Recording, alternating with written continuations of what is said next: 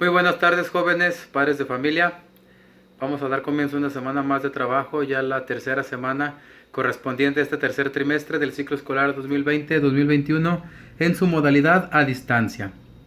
Ya el día de hoy, en punto de las 2 de la tarde, pasaditas de las 2 de la tarde, se entregaron lo que fueron las calificaciones. Ahorita, después del video, les voy a hacer llegar las calificaciones, las listas de calificaciones a cada uno de los grupos. En donde estaré abierto a cualquier duda, cualquier aclaración correspondiente de esta calificación del segundo trimestre. Se consideraron, como ya se les había comentado, el trabajo diario. Sus 22 actividades fueron parte del 90% de su calificación. El 10% restante era de la autoevaluación. Dichas actividades tenían un valor completo si se entregaban a más tardar el viernes. Si se entregaban después ya iban valiendo menos, entre más se tardaran menos iban valiendo. Se manejaron 2 periodos para recuperación, uno en el mes de diciembre y uno hace apenas 3 semanas, que duró 2 semanas para que se pudieran recuperar. Y aún así, con todos esos beneficios, con todas esas comodidades que les dio su profesor Romo, hubo cerca de 16 reprobados, ¿sí? Contando los 4 grupos. Ya ustedes van a ver ya de forma particular cada grupo qué alumno fue el que reprobó y qué alumno pasó con su respectiva calificación. Igual me pongo a su disposición para cualquier duda o aclaración. El tema que vamos a continuar es el de potencias y raíces. Como les comenté la semana pasada, íbamos a ver únicamente la mitad del aprendizaje esperado la semana pasada y la otra mitad esta semana. Les recuerdo lo que es el aprendizaje esperado: es resuelve problemas de potencia con exponente entero, positivo y negativo, que fue lo que trabajamos la semana pasada, y aproxima raíces cuadradas. Aquí, aparte de aproximar raíces cuadradas, jóvenes, el profesor Romo les va a enseñar un método para que puedan hacer raíces cuadradas de forma manual. Si ustedes le preguntan a amigos, vecinos, novio, novia, primos, primas, ¿quién sabe hacer una raíz cuadrada de forma manual? Y muy pocas personas son los que la pueden hacer. Inclusive, una de las operaciones básicas, que es la división, muy pocas personas la pueden hacer. Entonces, sí es muy importante que este conocimiento general se pueda desarrollar para que puedan formar parte de ese selecto grupo de personas que pueda hacer esas operaciones de forma manual. Bien, vamos a la retroalimentación general de la semana pasada. Ya les había comentado en el tema de la semana pasada, bueno, lo que comenzamos de la semana pasada, que antes de comenzar con lo nuevo voy a dar una retroalimentación. Lo ideal sería pasarles todas las respuestas de las 2 actividades pasadas para que puedan ver o corregir las que hayan tenido mal, pero no lo hago. ¿Por qué? Porque como no todos los alumnos cumplen, pues sería muy injusto que se esperaran hasta una semana para que el profesor Romo les mande las respuestas y ya únicamente copien y ya con eso quieran exigir una actividad en donde lo único que están haciendo es copiar. No razonan, no piensan, no contestan, no utilizan su cerebro y lo único que esperan pues es a que el profesor Romo les dé las respuestas. Entonces esta retroalimentación va a ser checando rasgos cualitativos de forma general de las actividades que revisé, así como rasgos cuantitativos del número de trabajos en función del total de alumnos. En cuanto a lo cualitativo, se recibieron cerca de 80 actividades, cerca de 80 trabajos de aproximadamente 150 alumnos que son. Entonces, si se dan cuenta, es arriba de la mitad. No sé qué es lo que esté pasando de forma general con los grupos, pero los porcentajes que veníamos manejando del primer trimestre al segundo trimestre bajaron. En el primer trimestre alcanzamos un 74.6 de promedio general de entrega de trabajos, es decir, que de 10 alumnos, casi 8 alumnos de forma general en todo el primer trimestre estuvieron mandando trabajos. Ahora, en este segundo trimestre que recién terminamos, el promedio general es de 60 y tantos, ¿sí? Es decir, de ser casi 8 alumnos los que trabajaban de 10, este número se vio reducido a únicamente 6, ¿sí? 6 alumnos de 10 son los que trabajan. Entonces, todo esto, ¿qué es lo que genera? Aumento en el número de reprobados y obviamente un promedio general menor al que se manejó en primer trimestre. Entonces, sí es muy importante, jóvenes, que esos números no los dejemos caer, que nos enfoquemos, que ya únicamente falta un trimestre para poder terminar. Y como les he comentado en las transmisiones en vivo de Pregúntale al Profesor Romo, les recuerdo todos los miércoles 4:30 vía Google Meet. Es muy importante que sepan identificarse qué tipo de alumnos son y qué calificación son la que quieren alcanzar. Como maestros de matemáticas, mi deber es motivarlos a que sean alumnos de excelencia. Pero tristemente, no todos los alumnos son iguales, no todos tienen internet, no todos tienen la capacidad, no todos tienen la disposición dentro de sus casas. Entonces, sí es muy importante que ustedes, jóvenes, identifiquen las áreas de oportunidad y identifiquen los recursos con los que se cuentan para que se puedan maximizar y puedan dar siempre el extra y se superen a ustedes mismos, no al vecino, no al de enfrente, no al de un lado, que se superen sus propios resultados. Fue una actividad, jóvenes, las 2 de la semana pasada, que obviamente, como se los he manejado desde el principio, de las 2 actividades que les dejo, una actividad es sencilla, la otra sí les exige un poco más de razonamiento, un poco más de análisis. En la primera actividad creo que no hubo problemas.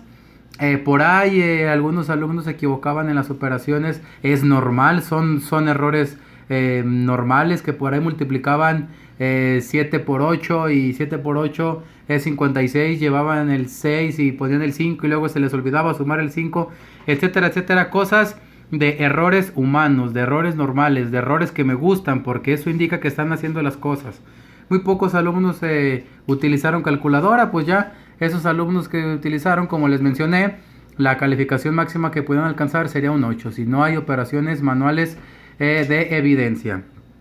Los problemas se presentaron obviamente en la actividad 2 de la semana pasada, que fue la 4, cuando ya empezamos a manejar bases negativas, exponentes negativos, que les recuerdo que los exponentes negativos no existen. Cuando yo veo una expresión exponencial cuyo número del exponente es negativo, esa me está representando una fracción. ¿Qué es lo que tengo que hacer? Simplemente convertir esa a fracción con numerador 1 y de denominador la expresión exponencial. Ejemplo, si es 8 a la menos 5, sería 1 sobre 8 por 8 por 8 por 8. Es decir, 1 sobre el 8 multiplicado 5 veces. Toda esta retroalimentación es oral para aquellas personas que son auditivos. Pues bien, eso de forma general fueron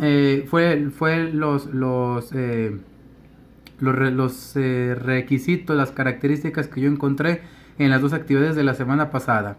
La gran mayoría no tuvo problemas con la actividad con la actividad 3, primera de la semana pasada, y por ahí se presentaron 2-3 cosas por corregir de la actividad 4 o actividad 2 de la semana pasada. Pues bien, ahora sí, ya de esta semana.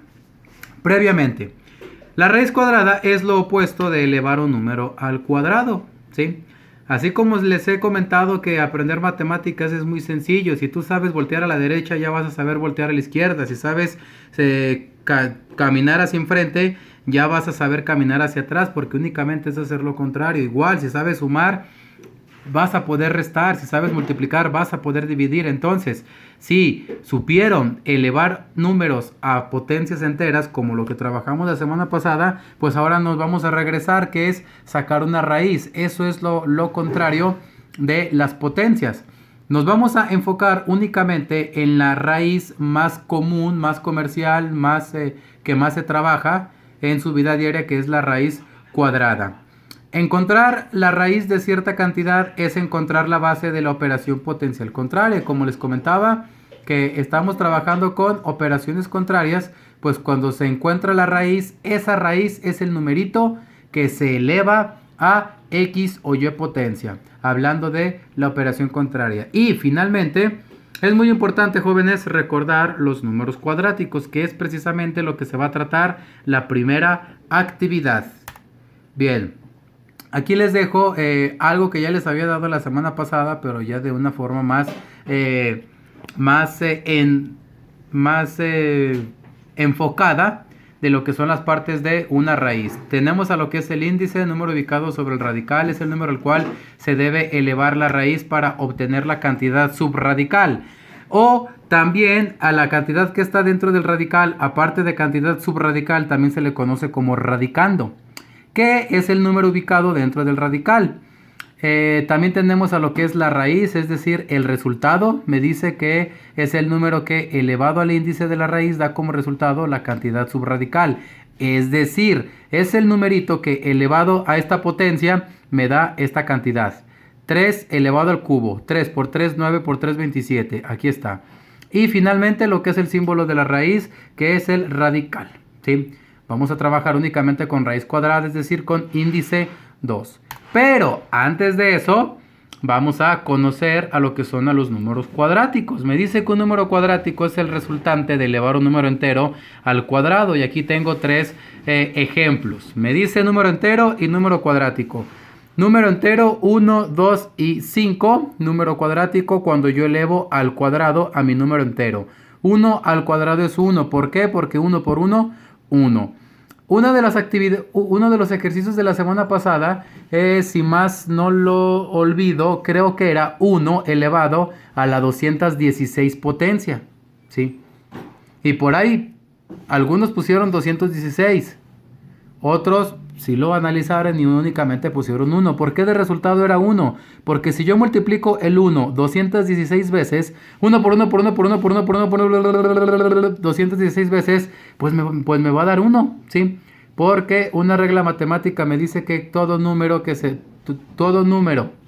o literal que se multiplique por 1 va a ser lo mismo. Entonces 1 por 1, 1. Por 1, 1, por 1, 1, por 1, 1 y así sucesivamente. Aquí comenzamos 1 por 1, 1. Siguiente número es el 2, 2 por 2, 4, 2 al cuadrado, 4. Y tercer ejemplo, 5 por 5, 25 o 5 al cuadrado, 25. ¿Sí? Con esos 3 ejemplos son los que necesitan para contestar la primera actividad de esta semana y actividad 5. Aquí me equivoqué, esta no es actividad 4, es actividad 5. Déjenme de una vez, le corrijo. De todos modos, en la actividad que les mande, ahí sí va a decir actividad 5. Listo. Actividad 5. Completa las siguientes tablas anotando los números enteros o cuadráticos que falten. Estas dos tablitas, jóvenes, hay relación el número con el que le continúa, ¿sí? ¿Para qué les digo? Para que sea más fácil contestar estas dos tablitas. Acá, esta tablita, para que se pueda contestar, necesitan de estos resultados. ¿Por qué? Porque vamos a ir resolviendo o vamos a tratar de completar esa parte de mi aprendizaje esperado que dice aproxima raíces cuadradas, ¿sí? Si yo sé que la raíz es lo contrario de elevar un número al cuadrado, entonces todos estos numeritos son las raíces de estos números. Estos vendrían siendo la raíz, los enteros, y los números cuadráticos vendrían siendo los radicandos, ¿sí? O el número que va dentro de mi radical. Aquí 1 al cuadrado, ya se los dije, 2 al cuadrado, ya se los dije. ¿Qué número sería el cuadrado para que me dé 9? ¿Sí? 4 al cuadrado, 5 al cuadrado, 6 al cuadrado. ¿Qué número elevo al cuadrado para que me dé 7? Perdón, para que me dé 49. ¿Sí? 8 al cuadrado, 9 al cuadrado, 10 al cuadrado. Siguiente, 20 al cuadrado, 30 al cuadrado. ¿Qué número elevo al cuadrado para que me dé 1600?